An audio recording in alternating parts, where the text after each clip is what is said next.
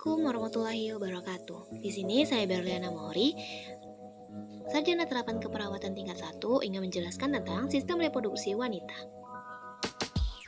Baiklah, di sini organ-organ yang ada pada sistem reproduksi wanita, yang itu ada ovarium, vagina, rahim, dan tuba fallopi. Baiklah, di sini saya akan jelaskan tentang ovarium.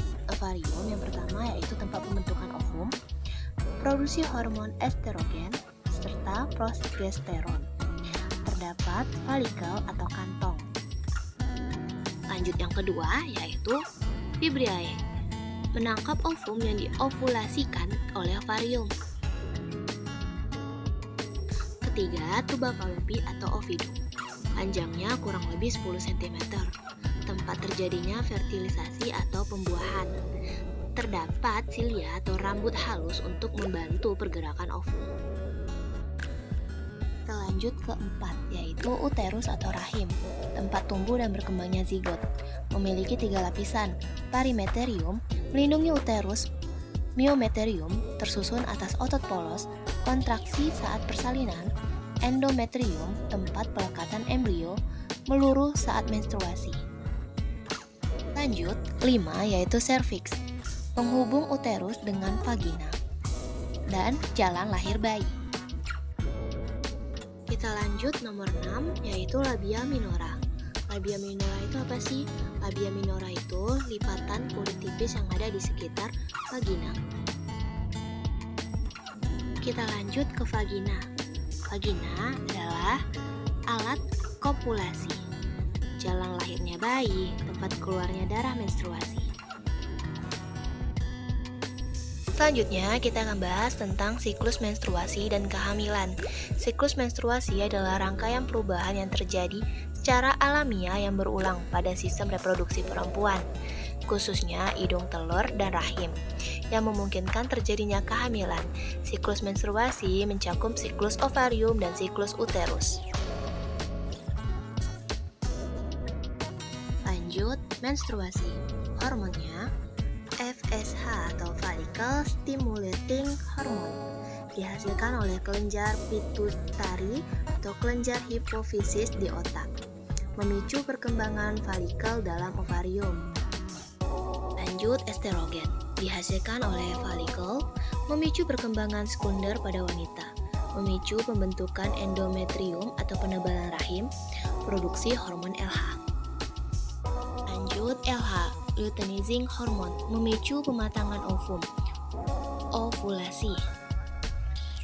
Progesteron dihasilkan oleh corpus luteum atau folikel yang sudah mengeluarkan oosit sekunder, mempertahankan ketebalan dinding endometrium. Siklus menstruasi, hari ke-1 dan sampai ke-7, luruhnya dinding endometrium. FSH memicu berkembangnya folikel dalam ovarium. Fase proliferasi. Fase ini hari ke-8 sampai ke-14. Proses menebalnya dinding endometrium. Estrogen memicu dinding rahim endometrium untuk menebal. Fase ovulasi, hari ke-14. Keluarnya ovum dari ovarium bersamaan dengan tahap akhir dari proliferasi. Hormon LH diproduksi mendadak untuk memicu keluarnya sel telur dari folikel. Fase sekretori, hari ke-15 sampai ke-18, mempertahankan ketebalan dinding rahim. Folikel melepas sel telur menjadi corpus luteum. Sel telur menuju tuba fallopi. Jika tidak terjadi fertilisasi, corpus luteum tidak memproduksi hormon estrogen dan progesteron. Fertilisasi, proses penebalan antara ovum dengan sperma untuk menghasilkan zigot, terjadi di tuba fallopi atau ovidum. Lanjut, sperma bergerak dengan gerakan flagella atau baling-baling. Sperma menembus korona radiata dengan bantuan enzim hyaluronidase. Sperma menembus zona pellucida dengan bantuan enzim akrosin. Jika satu sperma berhasil menembus zona pellucida, sperma yang lain tidak dapat menembusnya dan mati. Inti sperma akan melebur dengan inti ovum pembahasan tentang sistem organ reproduksi wanita. Terima kasih, semoga bermanfaat. Wassalamualaikum warahmatullahi wabarakatuh. Dadah!